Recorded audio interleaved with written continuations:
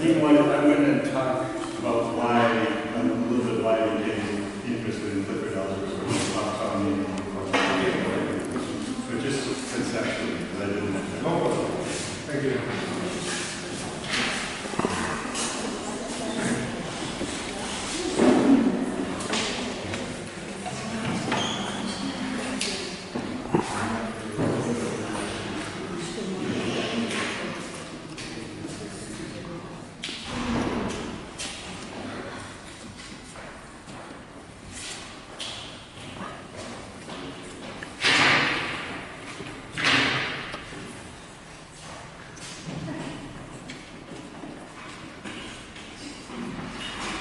Just while I'm waiting for Jose, I can draw a couple of pictures.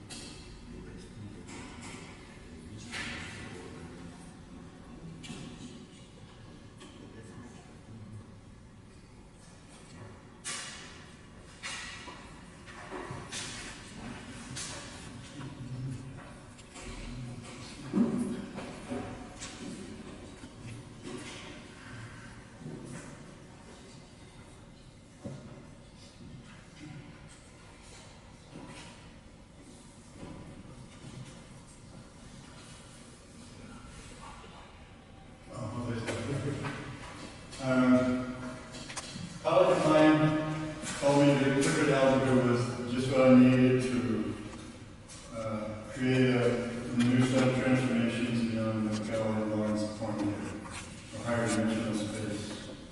So I haven't learned much about Clifford algebra yet, but the Clifford algebra will kind of be able to swallow the quaternions and Hamiltonians, and then you can turn that into a Clifford algebra. So I'm just going to go as briefly as I can, axiomatically, conceptually, geometrically through that.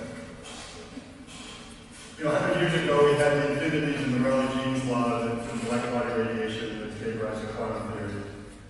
That was the second regime quantum theory. Now, we have the infinities in renormalization that are likewise pointing the imminent transform into a third regime of reality, natural science.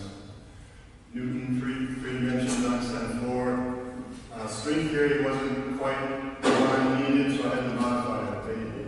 The original hadronic form of string theory had a tachyon and a variable form of string tension. They threw that out, and the new one has a fixed string tension, but they didn't like the tachyon. But that's essential in this because the reason we have been doing for 100 years, in physics, this math is simple to do a zero-dimensional singularity. Everybody who knows physics knows that that's nonsense, but because we can do simple algebra stuff, we've let it sit there. So, if this is a standard point, zero-dimensional singularity, in terms of the uncertainty principle, it's locked by the uncertainty principle. It's an impenetrable barrier by empirical evidence of all the ways we do the uncertainty principle. But physics has denied the Dirac polarized vacuum. They think it interferes with Gage's theory. That's totally wrong. They have thrown out the Broglie-Bohm model of quantum theory because they think it adds nothing. They don't like the idea of a guidance principle. And they also likewise the Kramer transactional interpretation, which says that a present instant is a standing wave of the future past. So if you look at that, you're not going to have a one-dimensional standing wave. It's a hyperspherical standing wave. So with Kramer and the Broglie-Bohm, then you need the variable string tension and the standing wave, the tachyon, tachyon. It's perfect. So, it's one of these things that's sitting right in front of everybody's face. So instead of having the stochastic foam as the basement of reality, an impenetrable basement of reality, and we do quantum computing on a two-dimensional box field. So you have your locus of points, your line element would be these things, but instead, with a harmonic oscillator imposed on the Dirac vacuum, you have a beat frequency with space in between, which is where I'm going to be going with this.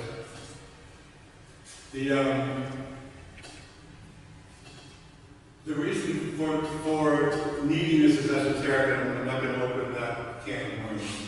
So, in non-theory of topology, this is a shadow of something higher dimensional, these total crossings, and crossings. Those of you who looked a little bit into topology, you know all the different types of moves, rotations, translations, boosts, and compact rotations, and Reidemeister moves, so we'll get into that a little bit. So then, it was Peter Rollins, when I was trying to get him interested in this, who said, well, liquid algebra can take care of this. And what he has got me interested in, he has his, he talks about Zitterbewegung between a space and anti-space. And one is like a mirror image of the other, or it's quaternion to cyclic, and so the space is one, and the nilpotent is the other one. So the Zitterbewegung between, they cancel, the sum is zero. So, and he's very adamant that, you don't need any extra dimensions because you can do all this here, but, in a sense, this isn't exactly extra dimensions, but it's still going to be nilpotent, but you still need, if this is what space is really like, you still need the other element. But one of the main things is, this is what we consider matter in the standard model. This is a nucleon or an electron. This can no longer be the case with string theory, and the problem with string theory is because the dimensions aren't seen, they think they must be microscopic, curled up at the Planck scale, and even Kaluza-Klein has a little cyclicality. That's not the only interpretation. You can have the form of subtractive photography and have infinite size extra dimensions. And this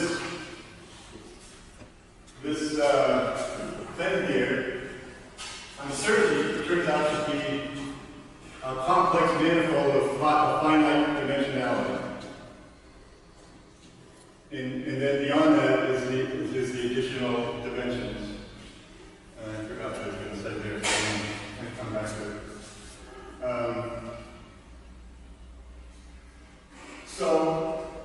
And he always told me that the Ontonians, they're interesting but unnecessary also. But then when I came across the Fano planes, realized that they had the quaternions built into the Ontonians, but the key thing was that when moving around, I found the Fano snowflake. They make it a lot fancier, but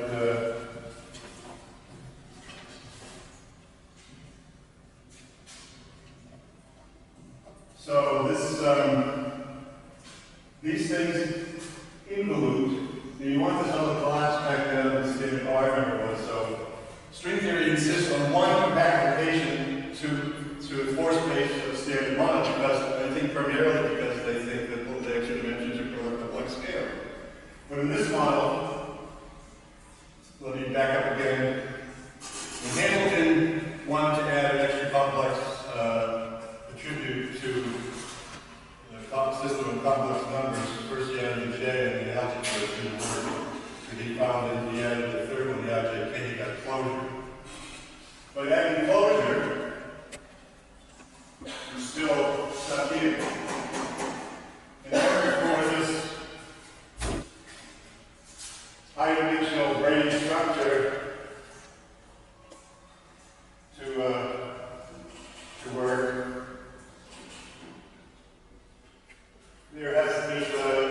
the simplest metaphor in M theory is the Calabi-Yau dual free torus, mirror symmetric dual free torus. So there's enough. I'm not going to be able to go into that. I guess my main point is to kind of get you interested in what's going to happen. So if you want to, you can start to look at it. And I'm doing all this because I've got the idea for an experiment that will prove this, prove higher dimensions, low energy tabletop, and put an end to the need for super colliders like CERN because, it's similar to an MRI or an NMR experiment. If you pulse the direct vacuum, so you don't need, it's low energy. So, we need this, well, again, I don't want to go into the necessary reasons, but the main reason I got interested in this is my three-dimensional quantum particle in the box. In this model, the mirror image of the mirror image is causally free of this one. So that means I can program this using this method is going to be, again, also the qubit is done on a two-dimensional box sphere, which is not physical. They can just do the nice zeros and ones. So we're going to need a whole new definition of what the qubit is and how to do the algorithms. So I can do whatever I want to this one. It doesn't harm this one, and vice versa. So you can reprogram your computer, your quantum computer, have you running and do readouts. So this surmounts the uncertainty principle and surmounts the eco-pair. So these are part of the reasons. This is why we need this. So in order for this to work, when I first went to visit Peter for about 2 weeks, and he was really resistant, and we just started adding additional quaternion cycles on top of it. We did make a mild discovery in that we ended up getting a structure that ended up being the face of a cube. That was the quaternion one, the nilpotent one, and then the other one would be a nilpotent one. And so you would get a structure for this. But sorry, I'm coming down to the